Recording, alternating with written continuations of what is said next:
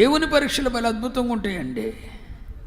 కొంతమందికి ఏమో 10 తలాంతులు ఇచ్చి పరీక్షిస్తాడు. ఏంటి? అన్నీ ఇచ్చి పరీక్షిస్తాడు. కొంతమందికి ఏమి ఇవ్వకుండా పరీక్షిస్తాడు. ఎలా ఫీల్ అవుతాడు చూద్దామని. అసలు ఒక్కొక్కడికి ఏమి ఇవ్వడు, ఏమి ఇవ్వకుండా ఒట్టి చేతులతో ఉంచి కొంతమంది పరీక్షిస్తాడు. కొంతమందికి అన్నీ ఇచ్చి పరీక్షిస్తాడు. కొంతమందికి ఆరోగ్యం ఇచ్చి పరీక్షిస్తాడు. కొంతమందికి ఆరోగ్యం లేకుండా చేసి పరీక్షిస్తాడు.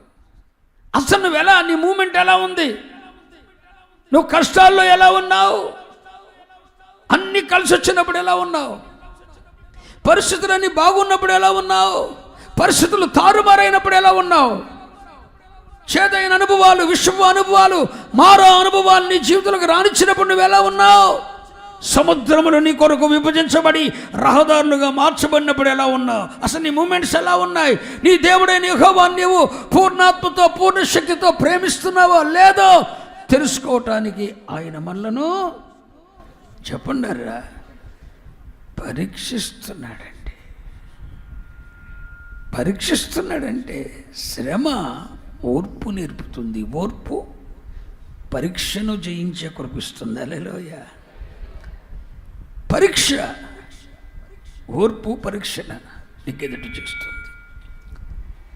ఈరోజు నేను కొన్ని ప్రాముఖ్యమైన విషయాలు మీ ముందుకు తీసుకొని వస్తాను. దేవుడు కొన్నిటి ద్వారా మనల్ని పరీక్షించినప్పుడు, శ్రమల ద్వారా పరీక్షించినప్పుడు, వీటి ద్వారా మనం తెలుసుకునే విషయాలు ఏంటంటే, అసలు పరీక్ష అనేది మన జీవితంలోకి అనుమతించబడినప్పుడు దీన్ని మనం యాక్సెప్ట్ చేయాలి. పరీక్ష అనేది ఏం చేస్తుంది? ఒక మనిషి జీవితంలోకి పరీక్షలను దేవుడు అనుమతించాడు. పరీక్షిస్తున్నాడు, పరిశోధిస్తున్నాడు. అంటే అర్థం ఏంటి తెలుసా? దేవుడు నిన్ను తన ప్రణాళికలో నీవేమై ఉన్నావో చాలా జాగ్రత్తగా విను.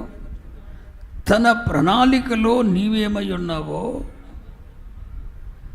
నిన్ను ఆ స్థితికి హెచ్చించటానికి, ఆ స్థితికి హెచ్చించటానికి, దేవుని సంకల్పములో నీవేమై ఉన్నావో ఆ స్థితికి నిన్ను హెచ్చించటానికి అసలు నువ్వు అర్హుడవో కాదో అన్నది నిర్ణయించేదేంటి చెప్పండి?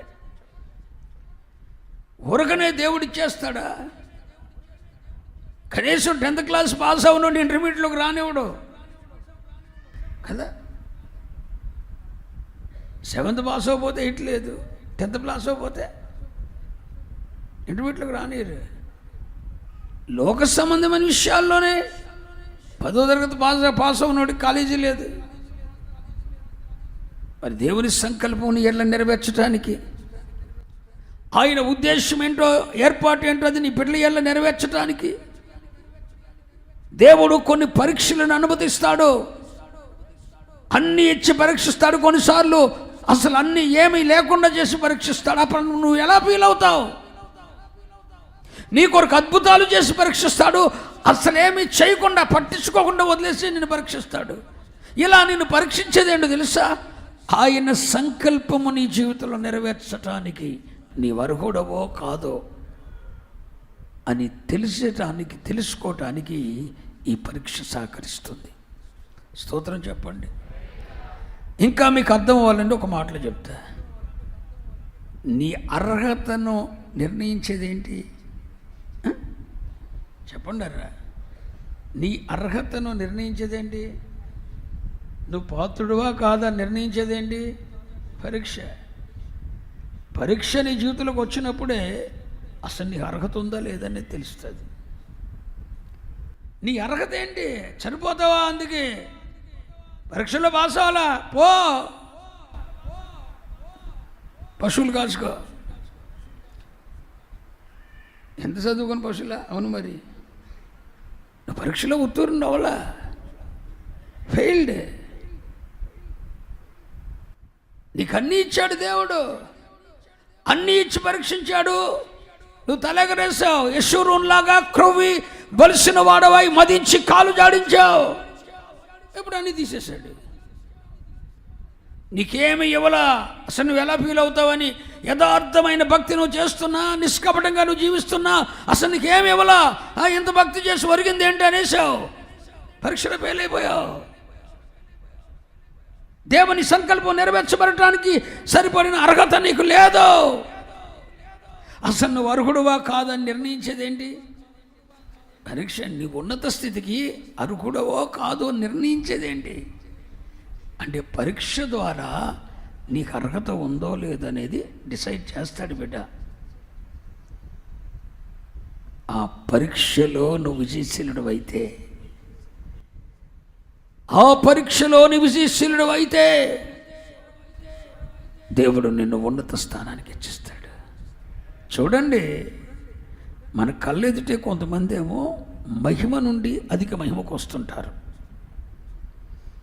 మరికొంతమంది ఏమో మన కళ్ళెదుటే తగ్గించబడుతుంటారు. కొంతమంది ఏమో మహిమ నుండి అధిక మహిమకి వెళ్తుంటారు మన కళ్ళ ముందే. కొంతమంది ఏమో దేవుడు అక్కడ పెడితే అక్కడ నుండి దిగొస్తుంటారు. సౌలు అంతకంతకు నేర్చెల్లాడు, దావీదు అంతకంతకు ప్రబలాడు. ఈ స్థానం నుండి దిగిపోయాడు ఎవడు? రెండు అర్హత లేనాడు. దేవుడు ఎక్కడెక్కడో పెట్టాడు, రాజుగా చేశాడు. అక్కడ నుండి దిగిపోయాడు. ఎక్కడ వరకు అంటే గిల్బోవ పర్వతం మీద నేల మీద పడి చచ్చే వరకు తన కత్తితో తనే పొడుచుకొని ఆత్మహత్య చేసుకొని చచ్చిపోయే వరకు దిగిపోయాడు. ఎవడు? సౌలు. కానీ దావీదు అంతకంతకు ప్రబలాడు. అర్హతను నిర్ణయిస్తుంది పరీక్ష. పరీక్ష అనేది నువ్వు అర్హుడవో కాదో డిసైడ్ చేస్తుంది. ఆ సింహాసనానికి అర్హుడవో కాదో, దేవుని నిత్య మహిమకు నువ్వు అర్హుడవో కాదో, దేవుడు నీ ద్వారా చేయదలించిన కార్యానికి నువ్వు అర్హుడవో కాదో నిర్ణయించేదేంటి? పరీక్ష. ఇప్పుడు నీ పరీక్ష టైంలో ఉన్నావేమో, ఆ పరీక్షల్లో నువ్వు విజయశీలం అవ్వాలంటే కావాల్సిందేంటి?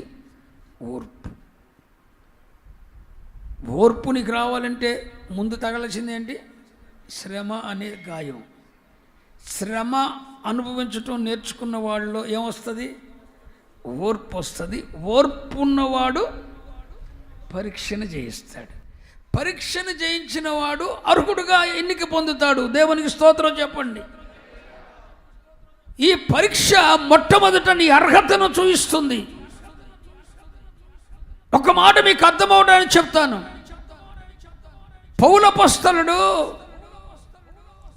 పౌలపస్తలుడు తన సేవా పరిచర్యలో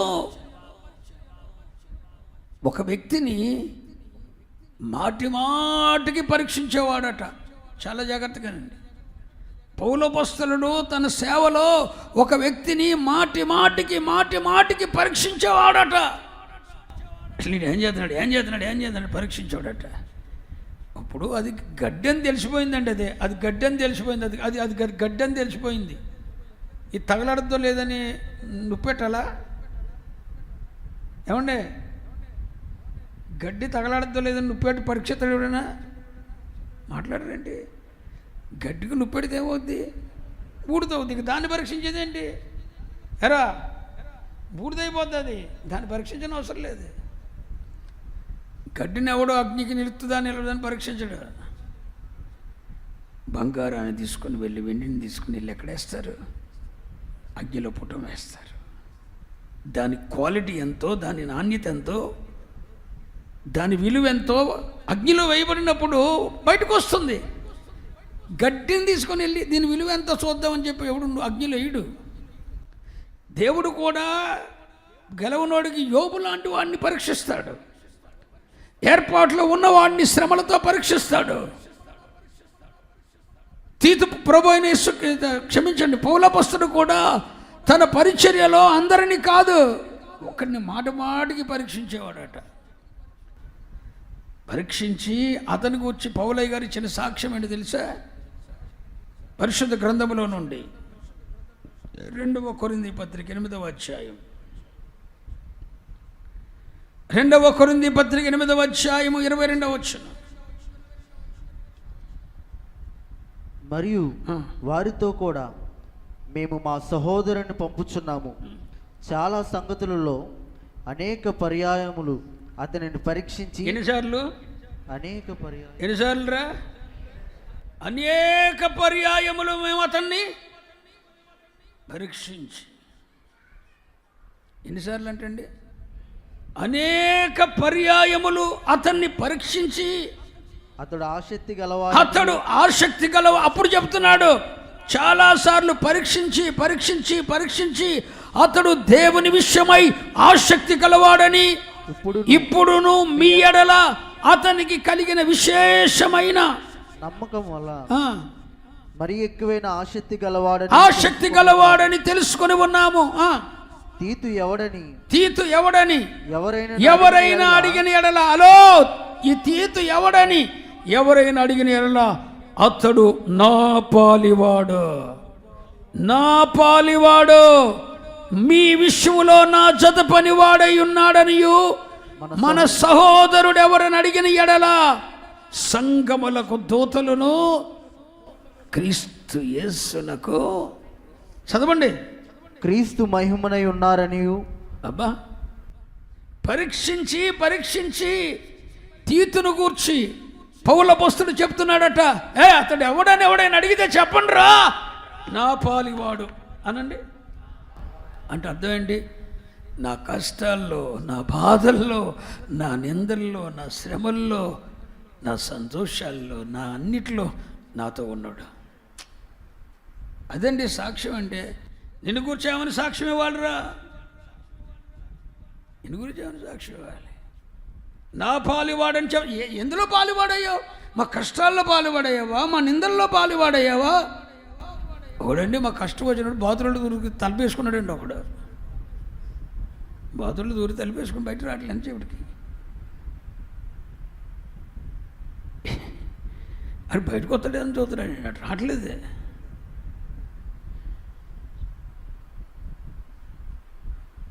ఒకప్పుడు 2013 సంవత్సరంలో చిన్నపాటి శోధనలు ఎదురైనప్పుడు మాతో దగ్గరకు ఉండేవాడు ఒకడు బాతులు దూరిపోయాడండి. పోలీసు వాళ్ళు చెట్టు ముందు నిలబడితే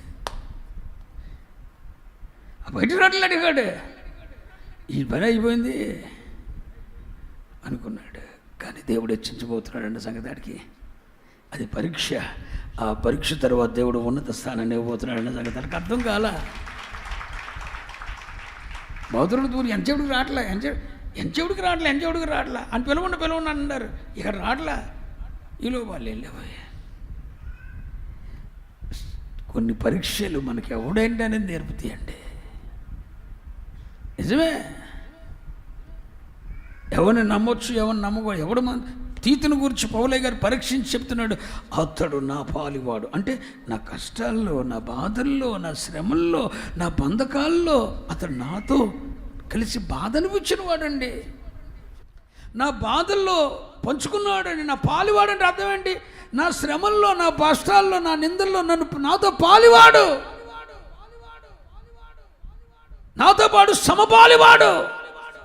మరి ఈరోజు నువ్వు నిన్ను గురించి చెప్పగలరా? నా పాలివాడు.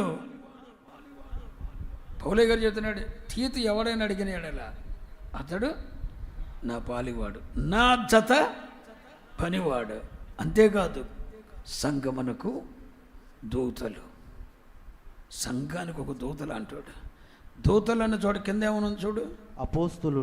సంఘానికి అపోస్తలు అంటాడండి. ఏంటి? ఒక అపోస్తలుడు. సంఘానికి ఒక అపోస్తలుడు, నా చదపనివాడు, నా కష్టాల్లో, నిందల్లో నాతో పాలివాడు. అంతేకాదు, క్రీస్తు యేసునకు మహిమ. చదువునన్నమాట, క్రీస్తు మహిమయే ఉన్నారనియు. అబ్బా, క్రీస్తుకే మహిమట. పరీక్షించిన తర్వాత ఇచ్చాడండి స్టేట్మెంట్. పరీక్షించిన తర్వాత ఇచ్చాడు స్టేట్మెంట్. అనేక పర్యాయాలు పరీక్షించి అతడు నా పాలివాడని, అతడు నా జతపనివాడని, అతడు సంఘమునకు ఒక అపోస్తలుడని, అతడు క్రీస్తు మహిమయ్య ఉన్నాడు సాక్ష్యం ఇచ్చాడండి. ఇవన్నీ పౌలు తీతు గురించి ఎప్పుడు ఇచ్చాడు? పరీక్షించిన తర్వాత. ఈ శుభవేళ అడుగుతున్నా, ప్రభువు నిన్ను శ్రమల ద్వారా పరీక్షించినప్పుడు, కష్టముల ద్వారా, పేదరికం ద్వారా, నిందల ద్వారా, అవమానాల ద్వారా ప్రభువు నిన్ను పరీక్షించినప్పుడు నిన్ను గూర్చి ప్రభు ఏ సాక్ష్యం ఇవ్వగలడు? దైవజనుడు మౌనంగా ఉంటాడు అనుకుంటారు చాలామంది. కొంతమందిని వదిలేస్తాడండి, వదిలేసి పరీక్షిస్తాడు. కొంతమందికి గిర్రి గీసి పరీక్షిస్తాడు. ఈ గిరి దాడు వస్తాడు రాడని గిర్రి గీసి ఈ దాటొద్దురా అని చెప్పి గిర్రి గీసి పరీక్షిస్తాడు కొంతమందిని. కొంతమందిని ఏమండవు, వదిలేసి పరీక్షిస్తాడు. మనకేమో వీడు కనిపెట్టి నాకేమో గిర్రి గీసాడు, ఆడికేమో వదిలేసాడు. ఆన్నేమో ఏది పడితే చేసుకోమన్నాడు, కొనుక్కోమన్నాడు, తినమన్నాడు. నన్నేమో ఎక్కడికి వెళ్ళదు అన్నాడు. ఏ న్యాయం ఒకటికో న్యాయం, ఒకనొక న్యాయం లేదు బిడ్డ, అది పరీక్ష. ఆ పరీక్షల్లో నీ అర్హత ఏంటో తెలియజేసేది పరీక్ష. అసలు నువ్వు సేవకు అర్హుడువా కాదా? ఆయన మహిమకు నువ్వు పాత్రుడువా కాదా? ఆయన నిత్య సంకల్పంలో నీ పిలుపు ఏంటి, ఏర్పాటేంటి, అందుకు తగిన జీవితం నీకు ఎత్తుందా లేదా? పరీక్ష అండి. ఒకడికి పని చెప్పి పరీక్షిస్తాడు, ఒకడు పని చెప్పుకొని పరీక్షిస్తాడు.